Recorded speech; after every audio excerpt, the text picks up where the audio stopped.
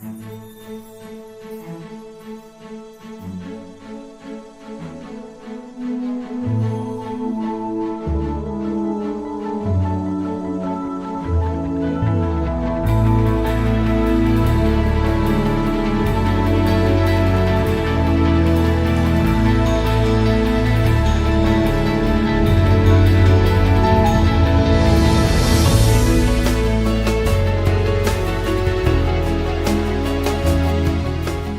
name is Roy Nascimento. I'm President and CEO of the New Bedford Area Chamber of Commerce. On behalf of the Chamber's Board of Directors, our staff, and our members, I'd like to welcome you to this afternoon's program.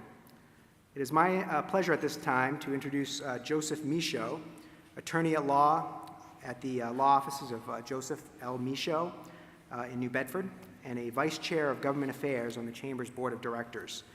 Joe will serve as the Master of Ceremonies for this afternoon's program. Please welcome Joe Michaud of the Law Office of Joseph Michaud.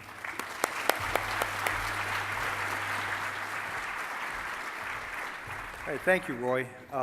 Good afternoon. It's great to see so many people in attendance here for this afternoon's Mayor's State of the City Address. At this time, I would ask if you'd please rise as we salute our nation's flag. And now to sing our national anthem, I'd like to introduce the Voc Tech State student, Mayreed Dandeno, who will sing the national anthem.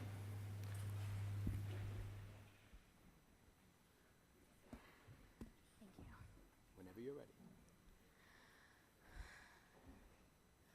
Oh, say, can you see by the dawn's early light what so proudly we hailed at the twilight's last gleaming, whose broad stripes and bright stars through the perilous fight o'er the ramparts we watched were so gallantly streaming, and the rocket's red glare, the bombs bursting in air, gave proof through the night that our flag was still there.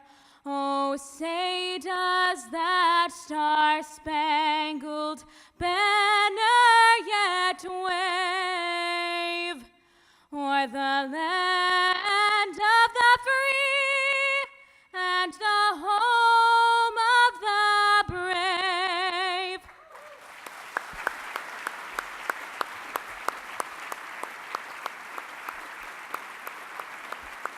There you go. That was excellent. Another round for Mayreed. That was tough. That's tough to do.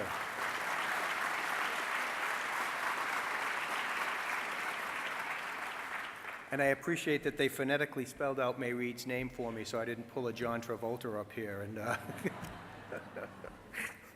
all right, at this time, please join me in a moment of silence as we remember our servicemen and women for their dedication and enduring service to our country.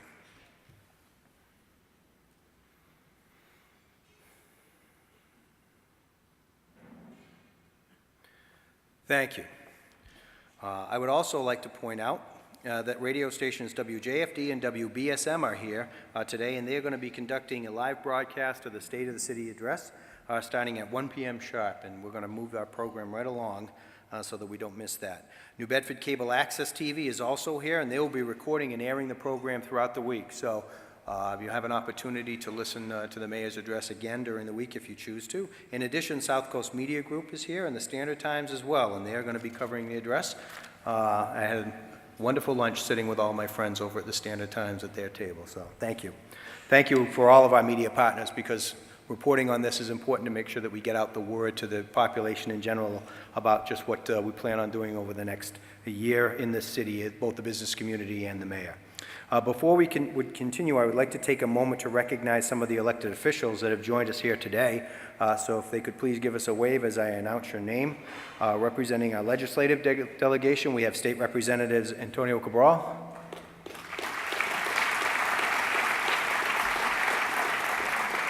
Bob Casera, and Paul Schmidt.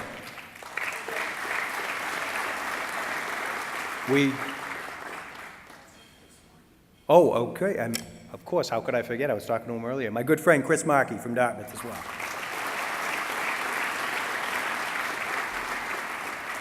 Bristol County District Attorney Sam Sutter is also with us. From the New Bedford City Council, we have David Alves, Naomi Carney, Deborah Coelho, Brian Gomes, Joseph Lopes, Stephen Martins, Linda Morad, Jim Oliveira, and Dana Ribeiro, and also Kerry Winterson, I'm part. From the New Bedford School Committee, we're pleased to have Josh Amaral, Bruce Oliveira, Fred Toomey, and Rita Ribeiro. Representing Congressman Bill Koenig's office, we have Hugh Dunn is with us today, from the Congressman's office. I apologize if I've missed anybody, and no, Chris, I have no plans. I would like to thank our corporate sponsors as well, Webster Bank, for their primary support of today's program. Their support reflects their dedication and commitment to New Bedford and the greater New Bedford community, so we thank you greatly for your support, Webster. I would also be remiss if I didn't acknowledge and thank the many supporting sponsors of this event as well. Special thanks to Bristol County Savings Bank, the New Bedford Credit Union, Bay Coast Bank, First Citizens Federal Credit Union, South Coast Health Systems, the Sylvia Group of Insurance Agencies, UMass Dartmouth, Veolia Water, and Acorn Management. Thank you. As everyone knows, a major event like this requires the support of many professionals to make it successful. So we'd like to recognize a few others for their involvement today. Thank you to David LeBeau and Mike Allman of Lightwork Productions for providing the sound for today. Greater New Bedford Vocational Technical High School for hosting this event. It's a great facility, really nice facility. The National Honor Society students and culinary students from Voc Tech that put on a delicious lunch for us. Peter DeWalt and the Reynolds DeWalt Company for the printing of the invitations. Hawthorne Florist for the beautiful floral arrangements. Century House for catering today's delicious meal, served by our folks at Voc Tech. Chase Canopy for the tables, chairs, and decorations. The folks in the mayor's office for their assistance in organizing today's program. And of course, our keynote speaker, the Honorable John Mitchell, Mayor of the City of New Bedford. And also, nobody ever really thanks them, but Roy Nascimento and the staff at the Chamber for all of the work that they do putting this event together. The coordination effort is immense. So thanks to he and his staff for an outstanding job. So now that I'm done reading all of these lists, it's my pleasure to introduce Bob Toomey, who is the regional president of Webster Bank in Massachusetts and Rhode Island. And he's going to have a few brief remarks for us, and then he will introduce the mayor. So if I can have Mr. Toomey come up and join me, thank you.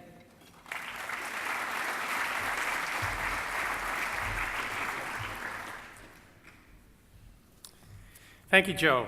On this first day of spring, and it was spring sprang here, I think, about 10 minutes ago officially, we at Webster Bank are thrilled to be able to sponsor the State of the City Luncheon for what is now our 5th consecutive year. Although I live in Bristol and work in Providence, I feel a real affinity to this region. This coming December, my wife Kathy and I are celebrating our 45th anniversary. She grew up in Somerset. We had our wedding reception right here at the Country Club of New Bedford, where her dad was then president. I hope that you have time to talk to some of my fellow Webster bankers today. All are very active in the community. Carlos DeCunha, Senior Vice President. Raise your hand, Carlos. Middle market, was recently named a trustee of the UMass Dartmouth Foundation. Carlos is also a commissioner in the New Bedford State Airport and a past president of the Prince Henry Society. Jeff Paliuca, Senior Vice President, Business Banking, is a member of the Chamber's Board of Directors and chair of the Chamber's Ambassadors Council. Linda DeMarco, Senior Vice President and Market Manager for our community bank, is on the board of Junior Achievement of Southern Massachusetts and the Fall River and New Bedford Samaritans. Gary McTarian, Senior Vice President and Massachusetts Sales Manager for Consumer Finance, is a board member of the New Bedford and Fall River Housing Partnership and an affiliate member of the Greater New Bedford Association of Realtors. And Tony Bacano, Senior Vice President and Sales Manager for Government and Institutional Banking, is Webster's Relationship Manager for the City of New Bedford and the New Bedford Housing Authority.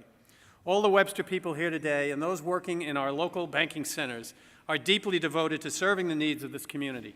In the 12 months since I last stood on this stage, we've closed more than $46 million in loans to a variety of local businesses, including a much expanded relationship with New Bedford's own Mrs. Camara, her family, and its ABC disposal operations. And we've also closed $27 million in residential mortgages. Included in that mortgage figure is $6 million from our home ownership opportunities for everyone, or HOPE program. That's Webster's own mortgage program for homeowners in low to moderate income tracts, and another way we support the communities we serve. I'm sure that Gary will be able to provide you with more information on that program if anyone's interested, so please seek him out. Over the course of this year, you'll see our name on the sponsor list for Junior Achievement, the United Way of New Bedford, the Boys and Girls Club of New Bedford, the Prince Henry Society, Greater New Bedford Scholarship Fund, UMass Dartmouth, and of course, the New Bedford Chamber of Commerce. I'm honored that the Chamber has asked us to again participate in today's State of the City address. Webster Bank is privileged to be a part of this vibrant community and to have a strong working relationship with the city. Now in his second term as mayor of the city of New Bedford, John Mitchell continues to press forward on a range of issues that matter most to those who live and work in New Bedford and the surrounding communities. From the start, his approach to governing New Bedford has been to confront every challenge head-on and to seize each opportunity with energy and optimism. Mayor Mitchell's leadership strategy builds on the unique assets of New Bedford, assets so many other cities can only dream of, including a dynamic industrial and recreational port, a growing downtown business district, a vibrant cultural scene, and an amazing history, and a proud population with a strong sense of community. Mayor Mitchell and his team have been working diligently to address what really matters to city residents, restoring confidence in the school system, operating a more efficient and effective city government, improving the quality of life in city neighborhoods, and encouraging economic investment and job growth. So today we look forward to his report on where the city stands and to hear his vision for the future. On behalf of the Chamber of Commerce and Webster Bank, please join me in welcoming New Bedford Mayor John Mitchell to deliver his third State of the City address. Thank you.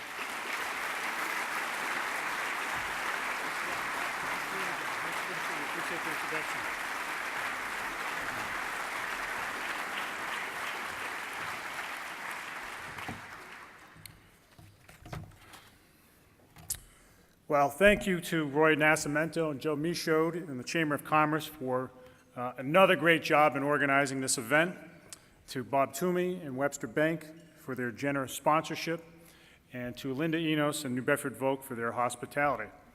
Happy first day of spring, everyone. It's been a long time in coming.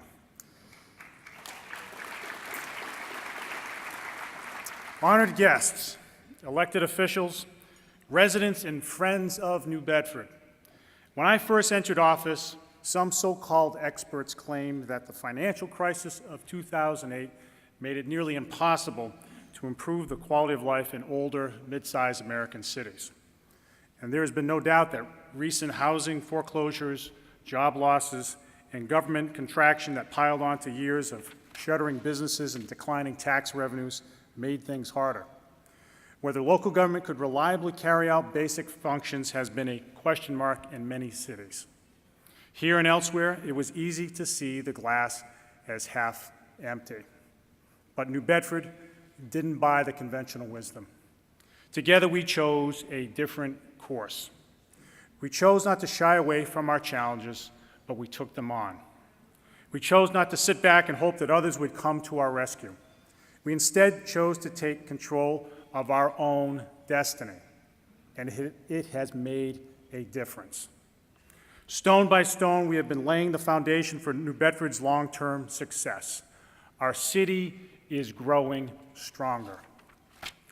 Today, the construction of the South Terminal Project, the nation's first purpose-built facility for offshore wind development, is past the halfway point, and through the efforts of our Wind Energy Center, New Bedford has quickly come to be seen as the leading port to capitalize on the offshore wind business as it sets up in the United States. This year, more cargo has come into our port than in recent memory, creating job opportunities for our longshoremen, and our fishing industry remains tops in the United States, bringing in a whopping 34% of all landings in New England. Our major employers have been hiring in our business park, along the Upper Harbor, on our waterfront, and in our downtown, where altogether in the last 2 years we have witnessed roughly $100 million in private investment and the creation of hundreds of new jobs. Meanwhile, we have put the brakes on the long slide in our schools, and we are laying the foundation for sustained excellence that will make our city a more attractive place to live and will enable us to compete better in a global economy. We've stepped forward as the leader in municipal renewable energy programs. The city is now purchasing more electricity from solar than any municipality in the Commonwealth of Massachusetts, and it is on track to save taxpayers approximately $33 million over the next 20 years. Through the focused efforts of our police department, we have avoided a surge in gun violence that has plagued so many other cities. The work of our Neighborhood Improvement Task Force has reduced the amount of trash on the street and made housing safer for families. Through investments in cutting-edge technologies, we've made graffiti vanish across the city. Through solid financial management, we have done more with less. We reined in spending, consolidated departments, built a strong managerial team, hired the city's first chief financial officer in over 7 years, created the city's first capital improvement plan, and built up our rainy day fund. We are proud today that through these efforts, we recently secured the highest bond rating in the city in the last 40 years.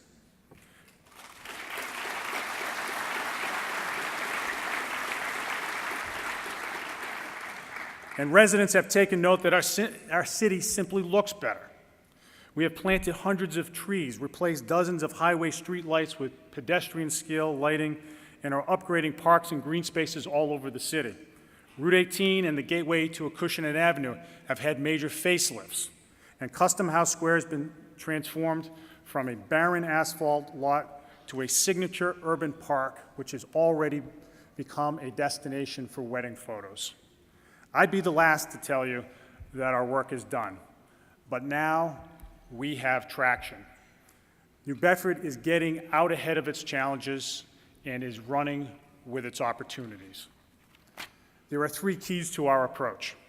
First, we have not sat back and passively hoped for good things to happen. We have initiated the action. We did not sit idly by and watch the state take over our schools. We jumped in and took on the challenge ourselves. We didn't remain passive in the face of a handful of absentee landlords that were undermining their neighborhoods. And we've seized our opportunities when others would have allowed them to pass on by.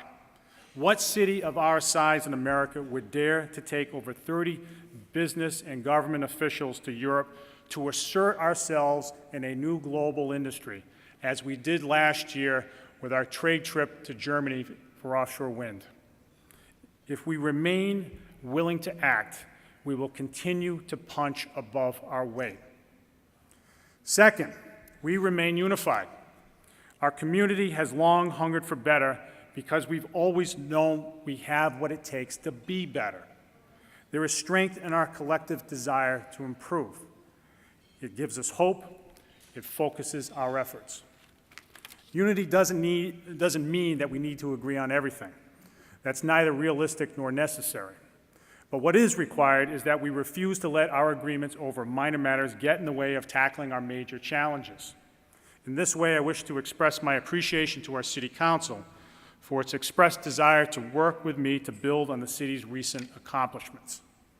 Third, our approach is all about the long run. There is intense pressure to govern in the short term.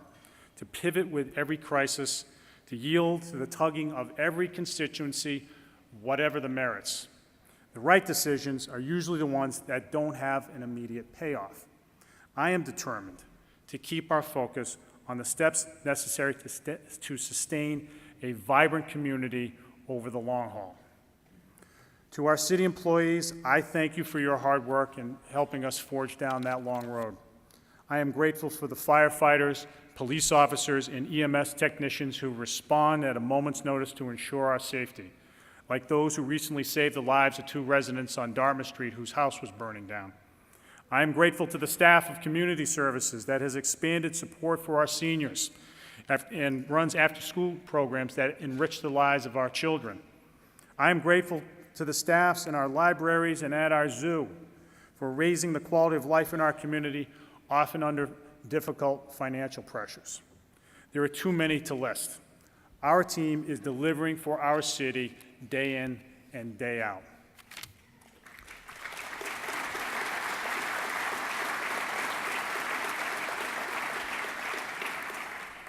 Yet, as much as our approach is about producing positive, lasting results, much hasn't changed nearly enough.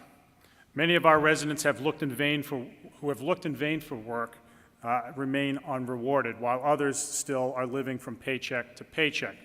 Some neighborhoods continue to deteriorate as a result of foreclosures, declining housing values, and unscrupulous landlords.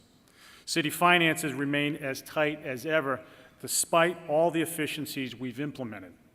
And our school district still has to prove itself to parents whose children don't have the luxury of waiting for reform to take hold. Government doesn't have all the solutions.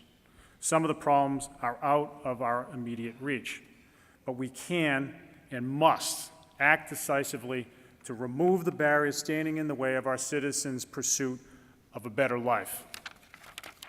More than anything else, we must lay the groundwork for economic growth, the kind of growth that reaches all of our citizens. My administration is focused on creating the conditions for jobs to grow in the city. More good jobs means more residents purchasing homes, more New Bedford kids going to college, more money being spent in local businesses and on local charities, and a more confident, vibrant community. In general, government is not equipped to make the economy grow on its own accord, and local government in particular has little control over the global forces that inform most business decisions. The mayor of a mid-sized American city, for instance, wields little influence over international financial markets, federal tax policy, and even labor costs. But businesses looking to relocate or expand have to do it somewhere. And how well local government interacts with the business community and how well it builds on the assets of the community does matter to business. And when it comes to assets, we should take confidence in the knowledge that New Bedford has cards to play, more than most places. Chief among these assets is our port. We are already the national leader in commercial fishing, and through the aggressive efforts over our aggressive efforts over the last 2 years, we are widely seen as the potential epicenter of the American offshore wind industry. We are an established and growing cargo and recreational boating destination as well. In all these industries, there is room for considerable growth. The key to making the most out of the Port of New Bedford and to enable our maritime businesses to create well-paying jobs is to recognize that the port can and should continue to support the success of all of its industries. Rather than focusing on one industry to the exclusion of others, our choice should be all of the above.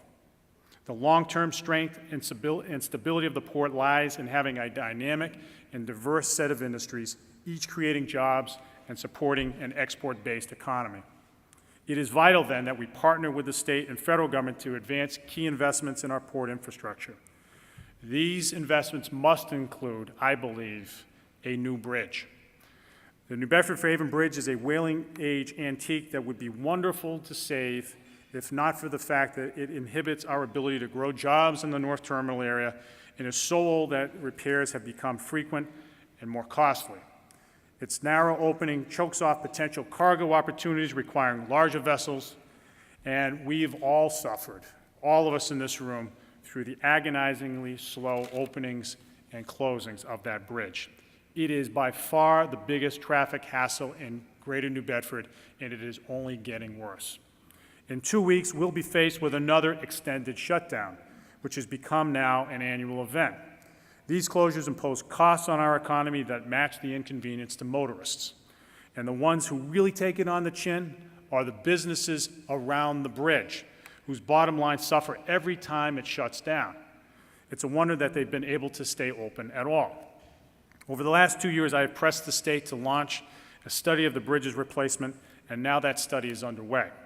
I believe the time is now for the state to stop shoveling more money into an asset whose time has passed and to build a new bridge that enables us to grow more harbor jobs, to support the bridge businesses, and ends the costly hassle.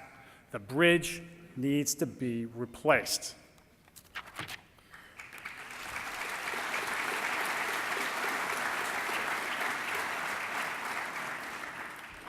While we need to double down on our port, we will continue to build a strong and vibrant downtown. There is no successful city in America, none, that doesn't have a vibrant downtown. A solid core is needed to support everything else. With the recent establishment of our cultural district, numerous construction and restoration projects underway, the homecoming of the Charles W. Morgan around the corner, and more beautification measures to come, our downtown is on the move. We need to knit together the downtown and the Central Harbor, which have been disconnected now for half a century, and have spaces by the water that the public can enjoy.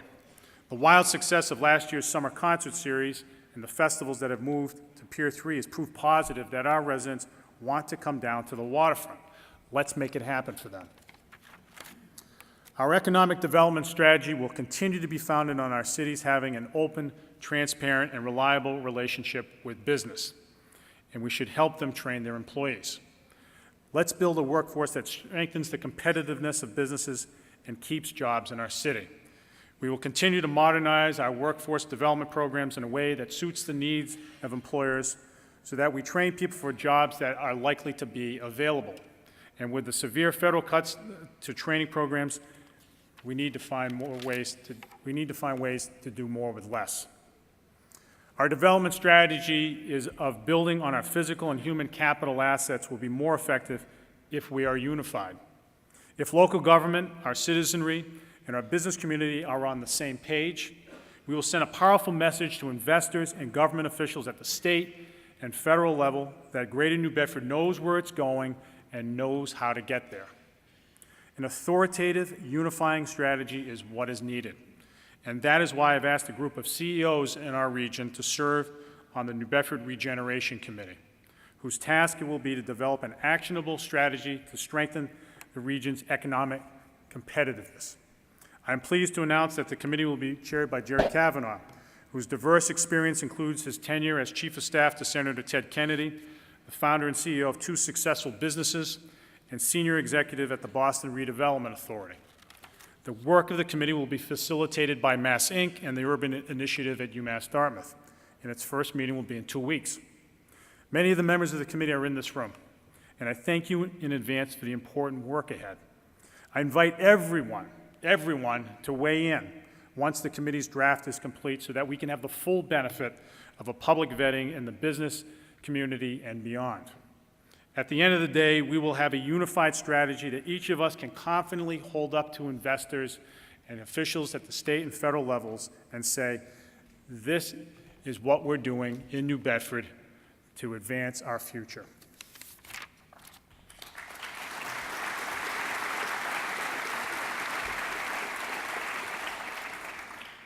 The question of whether a resort casino should be part of that future has come to the fore. I have advocated for a cautious, deliberate approach to the casino issue, as casino developments have produced mixed results in cities across America. You can't build a regional economy around a casino, of course. The question for us, rather, is whether a casino development can advance and mesh with our community's goals of building the competitiveness of existing industries, enhancing the city's brand, and helping the city become a more attractive place to live, visit, and raise a family. Over the last several months, my administration has been working hard to assess casino development options. We have sought out experts, visited casinos, assembled a working group of department heads, and listened to the input of citizens. This process has helped us refine our understanding of the elements of a casino development that might make sense for New Bedford. These elements would include a location that does not undermine the growth of our maritime industries, a scale and design that would not detract from the city's heritage and brand, easy highway access to avoid traffic problems. In the case of a waterfront casino, recreational boating opportunities to promote New Bedford as a destination port, support for downtown and North End development, significant resources that would enable the city to invest in the future. A project proposal that is crafted in cooperation with the city with these and other elements that leaves the city better off in the long run deserves serious consideration. To cultivate a thriving economy, our redevelopment strategy alone won't be enough. To compete successfully and to enjoy a high quality of life, a city must create pathways for its citizens to reach their full potential. More than anything else, that means that we must offer our city's children a public school education that enables them to thrive as adults. Change is moving forward in our schools. Our schools can and will do better, much better. We will build a school system that shines with a culture of achievement and again be a source of community pride. We will give our kids the education they deserve.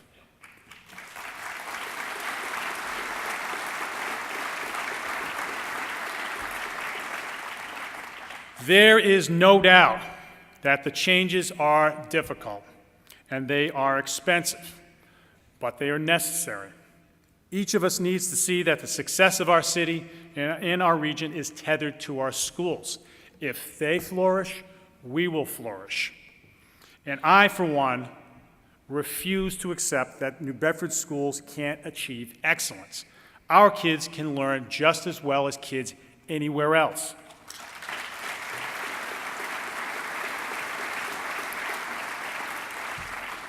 And I wish in particular to acknowledge the vast majority of teachers in our system for stepping up this year, often under very difficult circumstances.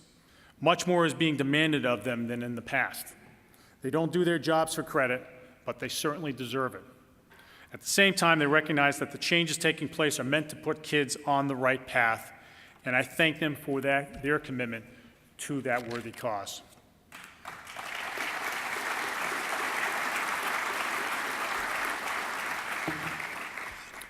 Strong cities have strong neighborhoods, and neighborhoods remain strong when residents and City Hall work together to support a quality of life that allows children to play outside, dogs to be walked, and homeowners to enjoy a warm summer evening on the porch. Vibrant neighborhoods draw residents out of their homes to comfortably interact with one another in ways that strengthen the bonds between neighbors. While most of our neighborhoods fit this ideal, not all do. Although the city has been successful in reducing gun violence and our neighborhood task force has been successful at addressing problems at many properties, too many of our neighborhoods are still struggling. We will redouble our effort to help them. We will increase the funds in the budget for emergency home repairs. We are implementing new technologies that help us combat graffiti. And this summer, we will launch a new and modern automated trash collection system that will keep trash off the streets, increase recycling, and reduce our landfill costs in the long run.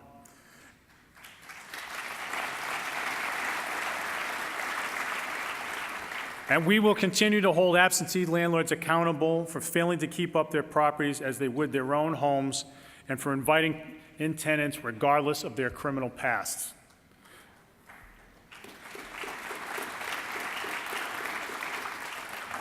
The modest fines that the city can impose now are not enough to prompt irresponsible landlords to change their habits.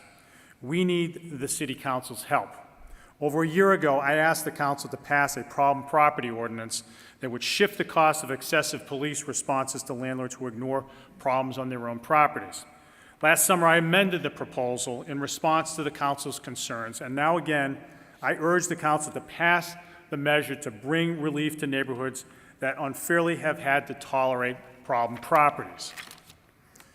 In this era of tight finances, the successful cities are the ones who are deft enough to adapt with the times and make tough decisions for the long term. Compared to other cities in Massachusetts, we've done very well. Our new higher bond rating matches up well with virtually every other city in the Commonwealth. And we have stood out in our ability to avoid tax levy increases for a remarkably long 4 years, while many other cities raise their tax levy routinely, if not annually. But we should not delude ourselves into thinking that this is a permanent condition. It is unrealistic to assume that we can hold the line on taxes in perpetuity. Like everything else, the price of government tends to go up over time, and we still face acute financial pressures, such as the expiration of a federal grant that supports nearly a quarter of our fire department, looming environmental liabilities, underfunded retiree benefits, and the price tag of a state-mandated school turnaround plan. Nevertheless, we owe taxpayers this.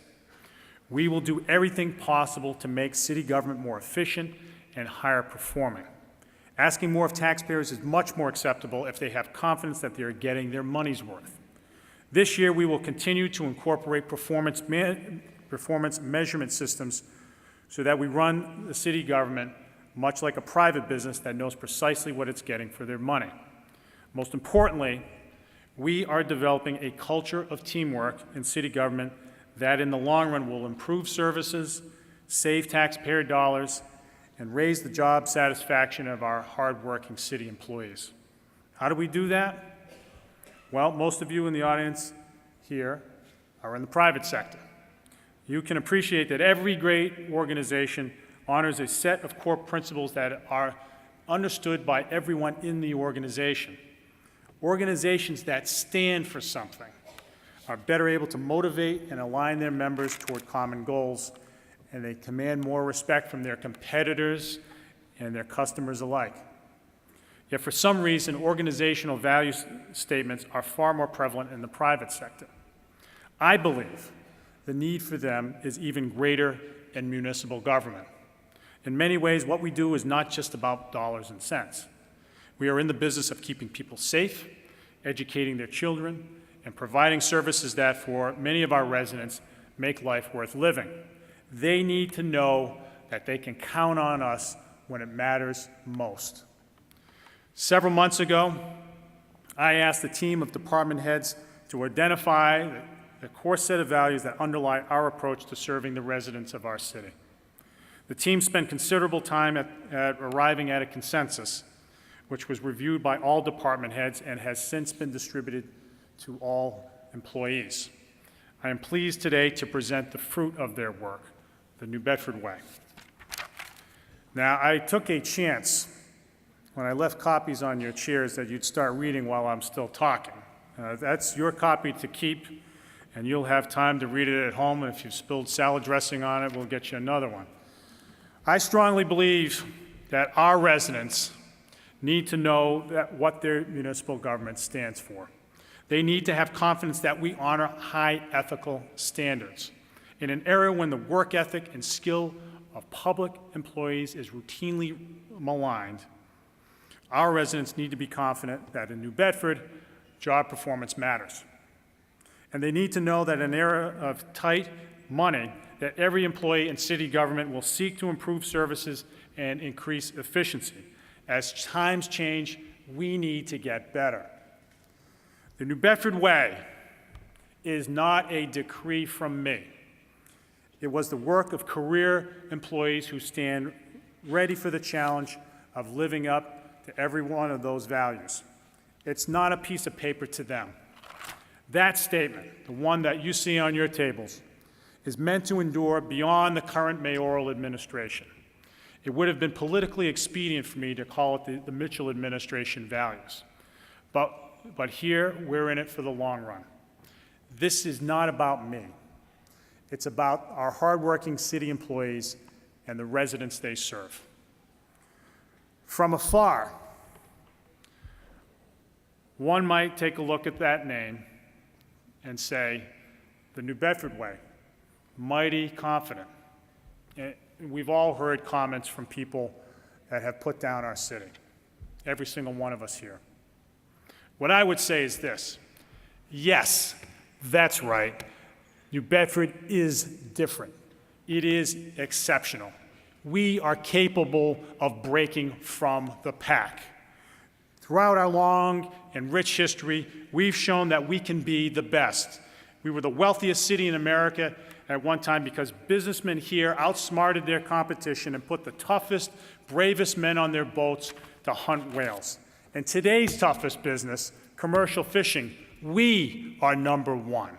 It's in New Bedford that the best golf balls and men's suits are made, the best Portuguese food is served, and the best high school robotics team innovates.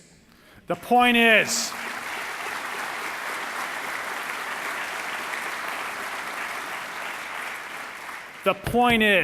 greatness happens here. Just because we have certain challenges that other communities don't face doesn't mean we have to resign ourselves to average or just good enough. The difference between being good and being great often is our willingness to extend our reach.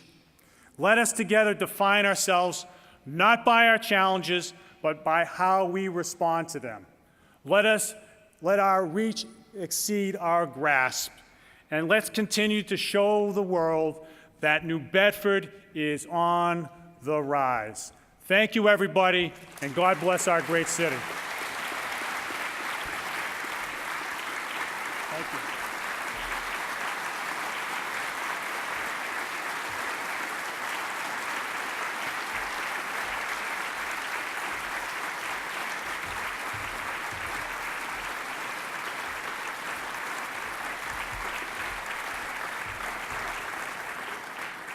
Outstanding, Mayor. We're very pleased to hear those words, and we are on the rise. Thank you all very much for coming. That concludes our production for today. And if you want, hang around, but we're all set. Thank you.